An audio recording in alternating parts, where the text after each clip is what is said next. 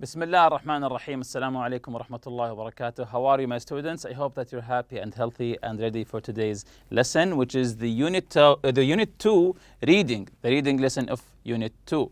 But before we do that, let's revise our previous lesson. If you remember the vocabulary, the word that we took, that we'll be taking today: relying, utility, bold, committed, perspective, harsh, enormous, and sacrifice. And these are the meanings. Relying is to depend on someone. Utility, a service supplied by someone, such as electricity or running water. Bold, to be courageous and strong.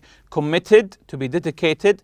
Perspective, your own point of view. This is the perspective. Harsh, severe and difficult. Enormous, very large. Sacrifice, to lose something for a specific reason. So this is what we took in our previous lesson. So these are today's objectives: to list replacement for daily electric items, explain wind energy, find meaning for new words in the text, compare life with and without green power.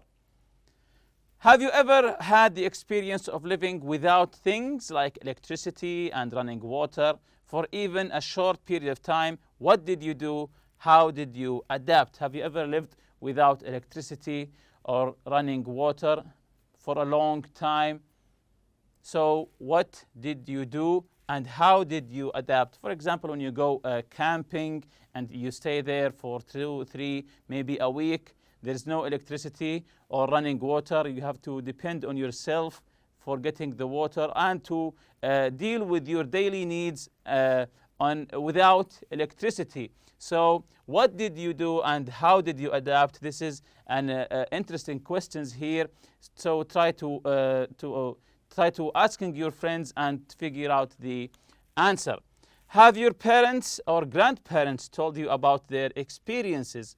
Maybe your parents or maybe your grandparents lived without electricity for a while. They can tell you their experiences. So living off the grid. Living off the grid. You can see pictures here for a wind farm, and some solar panels and some fresh vegetables here. So living off the grid, and you notice the recycling logos here. We'll be learning about wind farms, solar panels, that we get the solar energy from the sun. So what do you think the grid is? So the title here is living off the grid. What is the grid? What does it mean to live off the grid? So what is the grid and what does it mean to be living off the grid? This is a question that we'll be answering later on. So before reading, read the passage and underline ways that your country can replace utilities such as electricity, natural gas, and water from the local supply system. So underline what you think is correct here in this question. So living off the grid, this is the article we'll be taking today. Let's listen to it together. Imagine heating your home without relying on the local power plant. Wouldn't it feel good to meet your need for electricity without harming the environment? For a growing number of people, these ideas have become reality. Out of concern for the environment and a desire for self-reliance, these people have made the bold decision to live off the grid. What exactly is the grid? The grid, short for the power grid, is the linked system that supplies electricity to most homes and buildings in developed nations. Homes that are off the grid are not hooked up to the local power supply. Instead, they produce all of the energy they consume. As a result, people living off the grid avoid the environmental and financial costs that come with on-grid living. So getting back to the question, what is the grid and what does it mean to be living off the grid? Again, what do you think the grid is? What does it mean to be living off the grid? I think the second paragraph here answers this question. What exactly is the grid? The grid, short for the power grid. So it's a power grid, not just a regular grid.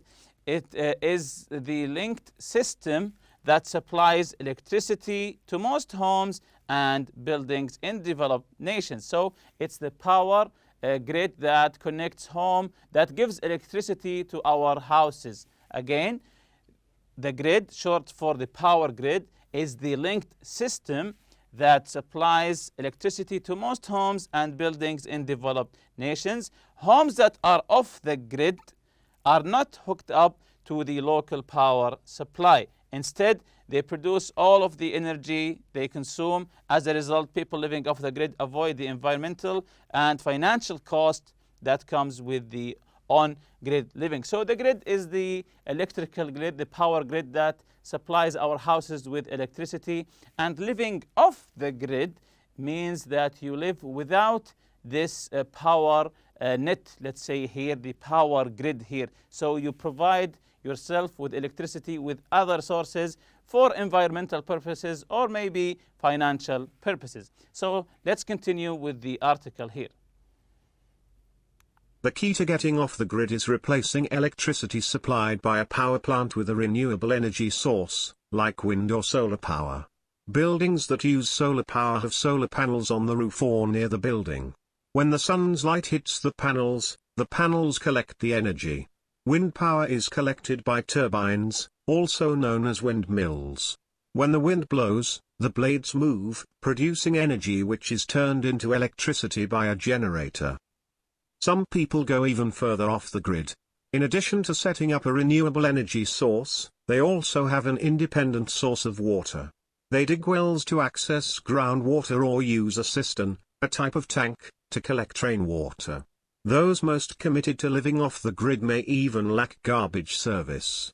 These people generally live a life that creates very little waste, growing their own organic fruits and vegetables, and raising chickens and goats for eggs and milk. By avoiding the consumption of packaged foods, they greatly reduce paper and plastic waste.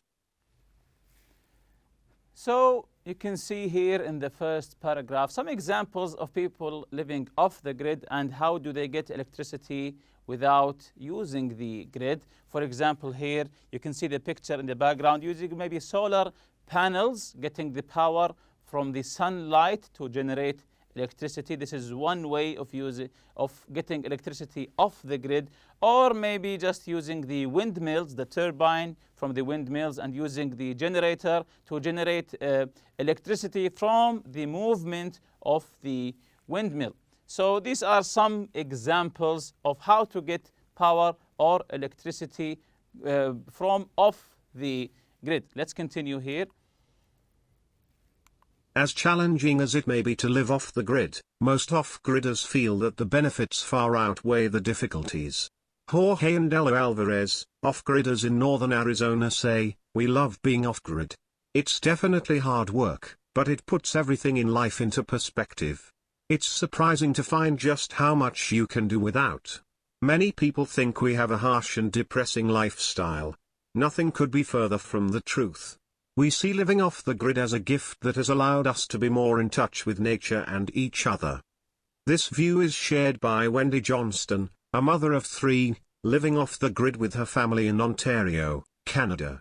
Wendy recalls, "In the house I grew up in, we would leave lights on all day, the thermostat up at night, and water running without a second thought.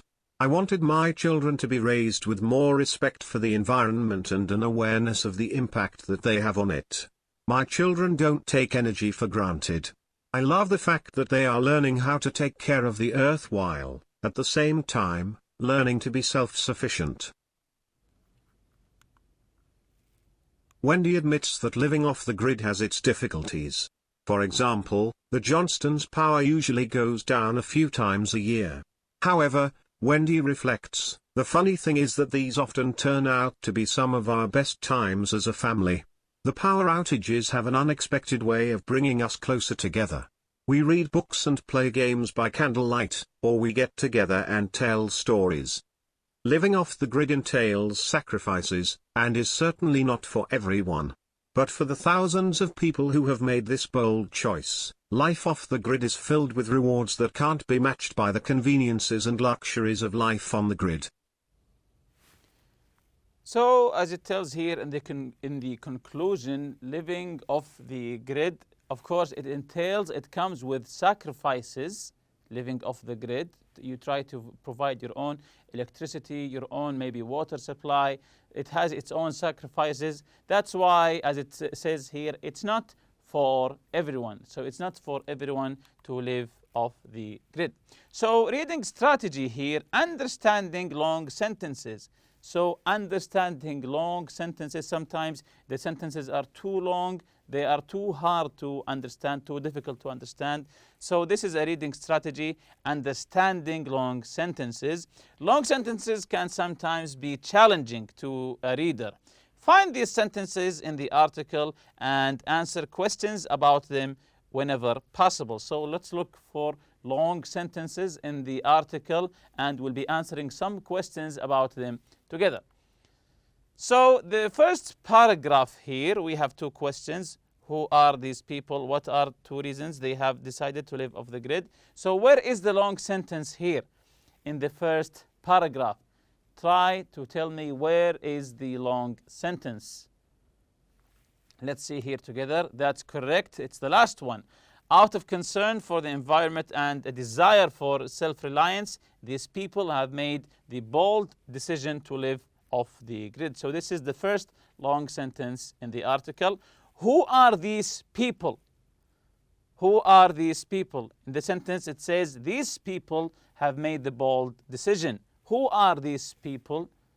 So the answer is yes, the growing number of people who aren't relying on the local power plants. People are trying to get off the grid. What are two reasons they have decided on to live off the grid? Again, what are two reasons they have decided to live off the grid? What are the two reasons that made them decide to live off the grid? So let's see the answer here together. They care about the environment and want to be more independent and self-reliant. Because they care about the environment, this is number one, and they want to be more independent and self-reliant. So this is the first paragraph. What about the third paragraph? Paragraph number 3. Where is the long sentence here? Where is the long sentence here in the third paragraph? Let's see it together. It's the last one also. When the wind blows, the blades move, producing energy which is turned into electricity by a generator. Again, when the wind blows, the blades move, producing energy which is turned into electricity by a generator. This is the long sentence here. What are the blades? When we say blades, what are the blades? So the blades are the part of the windmill that moves. This is the part of the windmill, you see it on the top, that moves, when it gets hit by the wind, it moves in a circular way. So the second question, how does a windmill produce electricity? How does that happen? How does a windmill produce electricity? So let's see the answer here. The blades turn when the wind blows. This produces energy. Then a generator makes the electricity. So it's all connected together from the windmill to the generator. In paragraph number 5, this is a little bit long paragraph. Can you tell me where the long sentence is here? Let's check it together then. It's in the middle.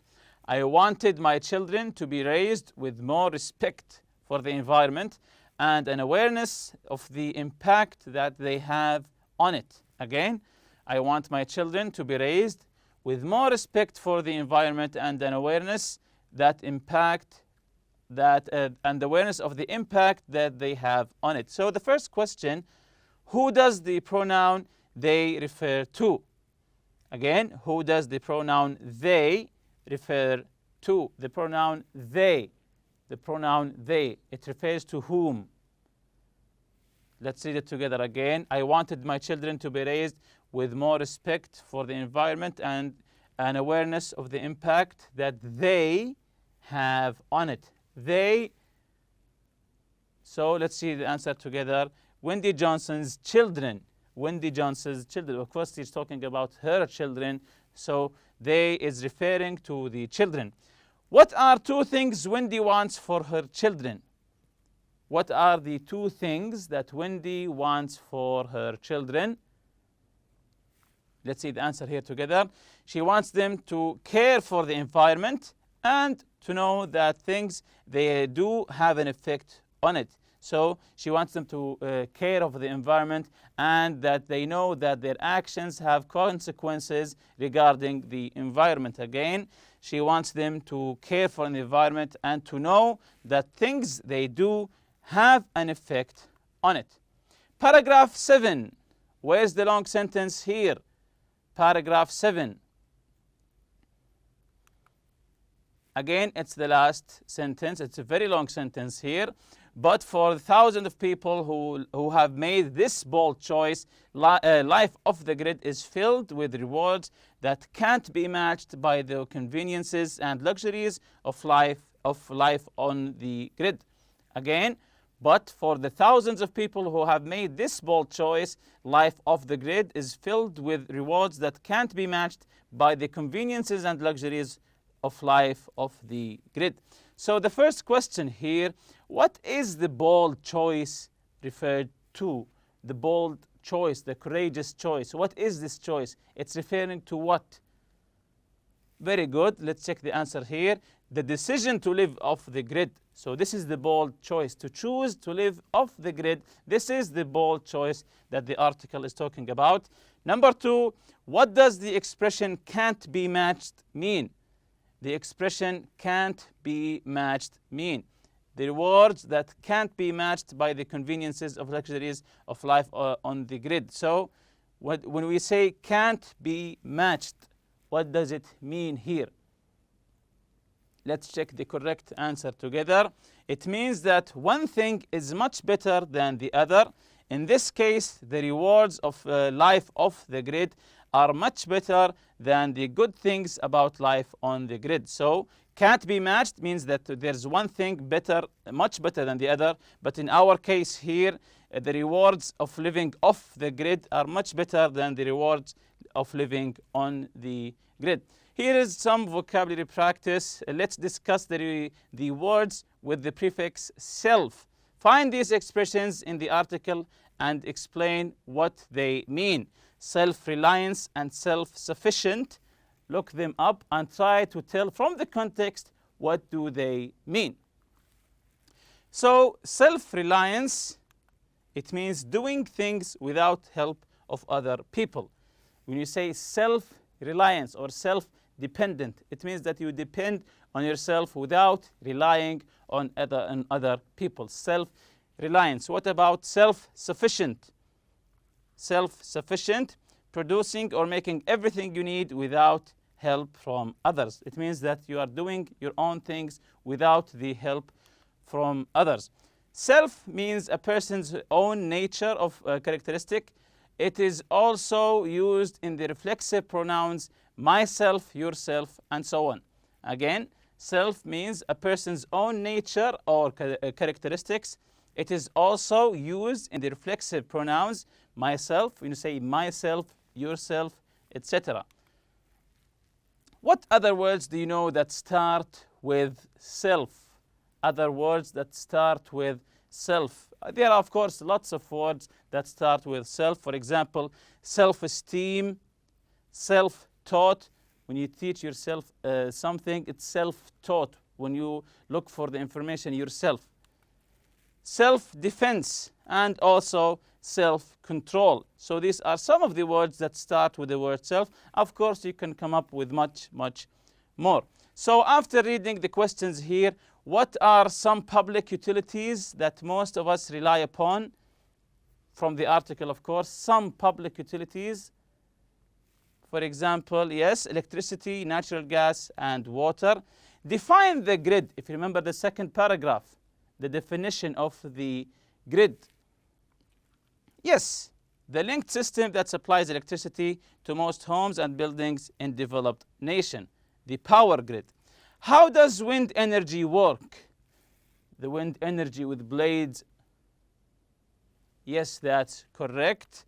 When the wind blows, windmills turn, producing energy, which is turned into electricity using a generator. So, again, when the wind blows, windmills turn, producing energy, which is turned into electricity by a generator. Number 4, what are some reasons people choose to live off the grid? Why do people live off the grid? Some of the reasons.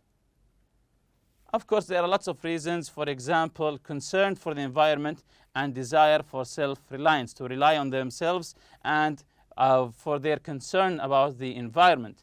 Number 5, what are 2 alternatives of using public water utility? 2 alternatives to using a public water utility, as mentioned in the article: a private well or a cistern to collect rain water.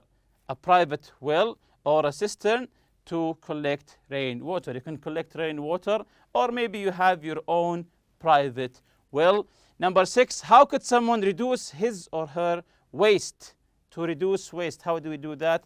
Of course, you can answer by growing their own fruits and vegetables and raising and tending animals for food. So this is some how to reduce waste. How could someone reduce his or her waste? And with that, we reach the end of this lesson. See you next lesson, inshallah. Subhanakallahumma bihamdik. Ashhadu an la ilaha illa anta astaghfiruka wa atubu ilayk. Assalamu alaikum.